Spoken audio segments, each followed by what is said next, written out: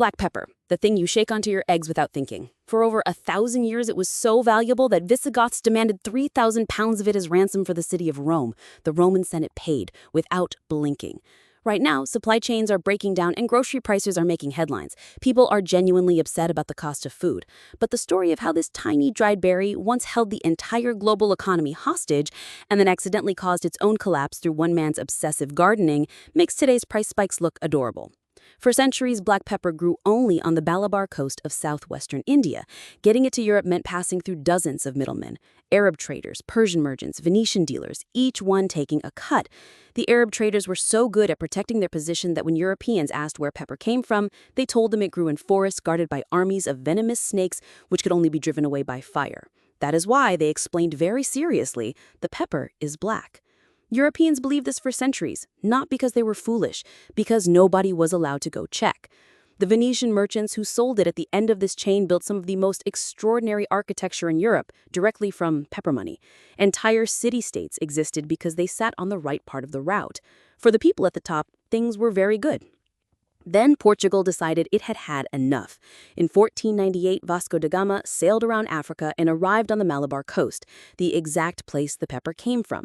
The local ruler received him with polite confusion. The Arab traders, already there, recognized the threat immediately. Da Gama left, came back with warships, and the polite phase of the relationship ended. Portugal seized control of the Indian Ocean by force, cut out every middleman, and routed pepper directly to Lisbon. Venice, which had built its entire economy on the land route, went into a financial spiral it never recovered from. Lisbon became the new pepper capital of the world. This worked brilliantly, so brilliantly that the Dutch looked at what Portugal had built and decided they wanted it. The Dutch East India Company, founded in 1602 specifically to break the Portuguese monopoly, did exactly that. Then, the English took it from the Dutch.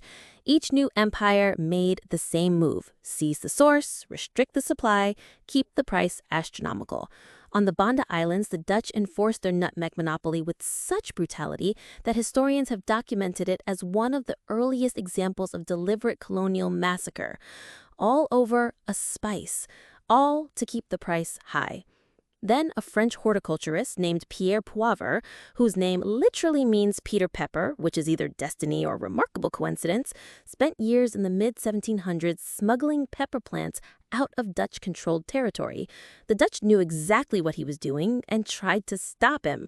He succeeded anyway. Pepper plants spread to French colonies, then to Sumatra, Brazil, and dozens of other places across the tropics. Once pepper could grow almost anywhere, the monopoly was finished. The price collapsed. The fortunes built on controlling the supply evaporated overnight. Today, black pepper costs about $5 a kilogram. It sits in a plastic shaker on your table. You do not think about it at all.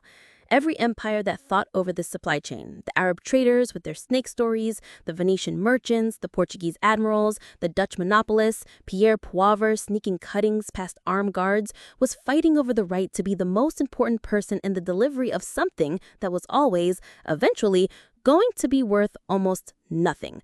The product never changed. The vines grew exactly as they always had. What changed was who could reach them. Supply chain disruption is not a modern invention. It is the oldest story in economic history. Someone controls something valuable. Someone else figures out how to get around them. The price drops. Everyone who built their world on the old route has to find something else. The only difference between then and now is that today, nobody is sending warships over black pepper.